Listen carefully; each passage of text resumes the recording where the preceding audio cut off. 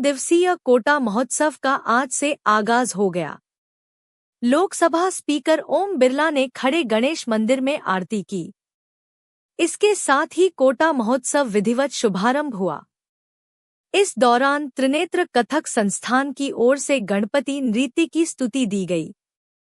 कार्यक्रम में मंत्री हीरालाल नागर, कोटा दक्षिण विधायक संदीप शर्मा, कबीर आश्रम के संत, कलेक्टर, सिटी एसपी समेत कई जनप्रतिनिधि व संस्थाओं के पदाधिकारी, अधिकारी, कर्मचारी मौजूद रहे। कार्यक्रम में राजस्थानी की संस्कृति नजर आई। ज्यादातर लोग रंग बिरंगे साफा पहना कर आए। लोकसभा स्पीकर ओम बिरला ने कहा, साल 2025 हमारे लिए नया संकल्प लेकर आएगा। साल 2025 में ग्रीन फील्ड एयरपोर्ट का काम शुरू होगा। कोटा में इंडस्ट्रीज पार्क बनेगा। स्टोन पार्क बनाने की प्रक्रिया शुरू कर दी है। अगले साल में दशहरा मैदान के सेकंड फेज का काम शुरू होगा। चंबल नदी में क्रूज चलेगा। मुकंदरा टाइगर रिजर्व में टाइगर आएंगे, सफारी शुरू होगी। कार्यक्रम में मंत्री हीरालाल नागर, कोटा दक्षिण विधायक संदीप शर्मा, कबीर आश्रम के संत, कलेक्टर, सिटी एसपी समेत कई जनप्रतिनिधि व संस्थाओं के पदाधिकारी, अधिकारी, कर्मचारी मौजूद रहे। चंबल रिवर फ्रंट शौर्य घाट पर career fair, food court, photo exhibition, craft बाजार, अमृता हाट, लघु उद्योग मार्ट, पेंटिंग वर्कशॉप शुरू होगी। चंबल रिवर फ्रंट के पश्चिमी घाट व गढ़ पैलेस में 3 दिन निःशुल्क एंट्री रहेगी। नए इनोवेशन हो ताकि हम यहाँ रोजगार की दृष्टि से फिर से कोटा को नए स्वरूप के अंदर खड़ा कर सके। आप विश्वास करें, आने वाले समय के अंदर यहां पर 2025 में एक इंडस्ट्री पार्क भी बन जाएगा और उस इंडस्ट्री पार्क के अंदर अब इंडस्ट्री लाने वालों की आवश्यकता है। जहां जहां इंडस्ट्री पहुंचनी है वहां पानी पहुंचा देंगे। इंडस्ट्री पार्क के साथ साथ स्टोन पार्क भी 2025 के अंदर बनने की प्रक्रिया शुरू हो जाएगी। तो 2025 हमारे लिए सबसे अनुकूल साल है, जब एयरपोर्ट की शुरू हो जाएगी, नया इंडस्ट्री पार्क बन जाएगा।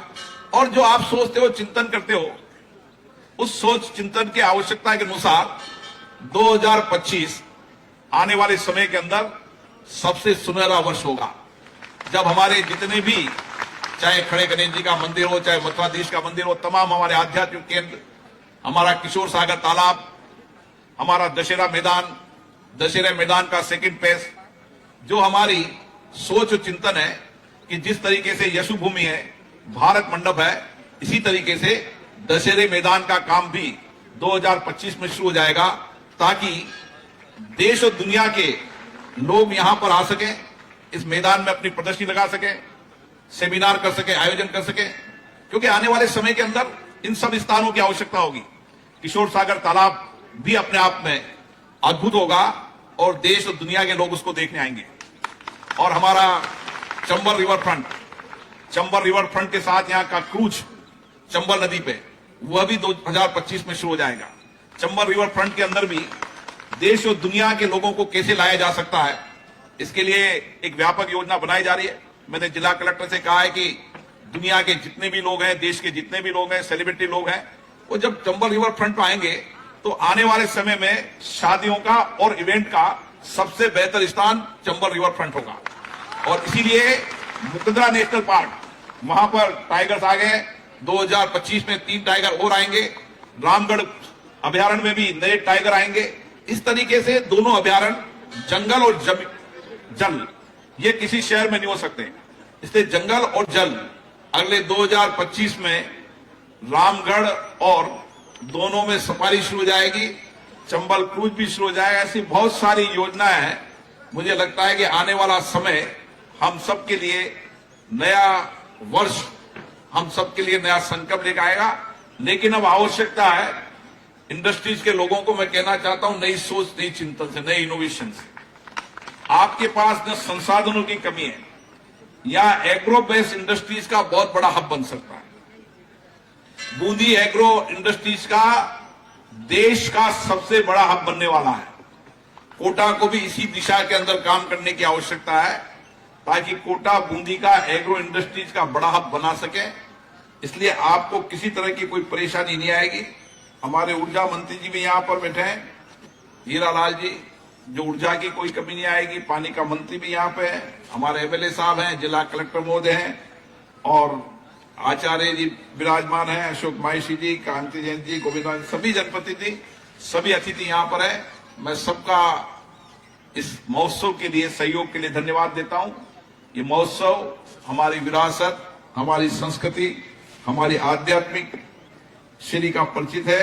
इसीलिए अपनी सांस्कृतिक, पारंपरिक, औद्योगिक शैक्षणिक विविधताओं को हम राष्ट्रीय पटल पर कैसे ला सकते हैं, और इसके लिए हमें एक कंपटीशन करना चाहिए वीडियोग्राफी का, फोटोग्राफी का, जो इस स्थल को अधिकतम देश और दुनिया में लोग पहुंच जाए, क्योंकि जमाना टेक्नोलॉजी का है। आज नए लोग टेक्नोलॉजी से देखते हैं कि कहां होटल है, कहां पर आना है, कहां पर पहुंचना है, कहां ठहरना है, कौन सा स्थान है, सब टेक्नोलॉजी में देखते हैं। इसलिए आने वाले समय के अंदर हमारे जितने भी स्थान हैं, उन स्थानों का अपन एक डिजिटल एल्बम बनाए और अधिकतम लोगों को इसके साथ जोड़ने का काम करें, और देश और दुनिया तक हमारा डिजिटल एल्बम पहुंचे।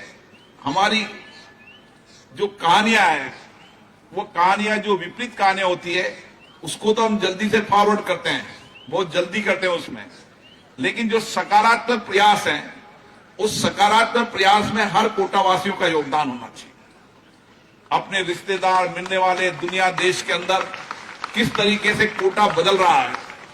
हमारा प्रयास है कि हमारे कुछ लोग ये प्रयास करते हैं कि कैसे कोटा की प्रसिद्धि को कम हो। मैं उनसे कहना चाहता हूं कि बयान देते समय सोच समझकर बयान दें, और स्थितियां काल के अनुसार कोई चीज स्थिर नहीं होती। कोई समय इंडस्ट्री हुआ करती थी, कोई कोचिंग हुआ करती थी, अब बदलते दुनिया के अंदर सब बदलता है। लेकिन हम कम से कम इस बात का ध्यान रखें, जिस शहर की माटी धरती पर रहते हैं, वहां का नकारात्मक वातावरण नहीं जाए, सकारात्मक दिशा जाए, सकारात्मक ऊर्जा जाए। आप चिंता मत करो, वक्त बदला है, समय बदला है, लेकिन समय वक्त अपने अनुसार है। अब सब कुछ होगा जो कभी कोटा में नहीं देखा था। आप सबको बहुत बहुत शुभकामनाएं, बहुत बहुत बधाई।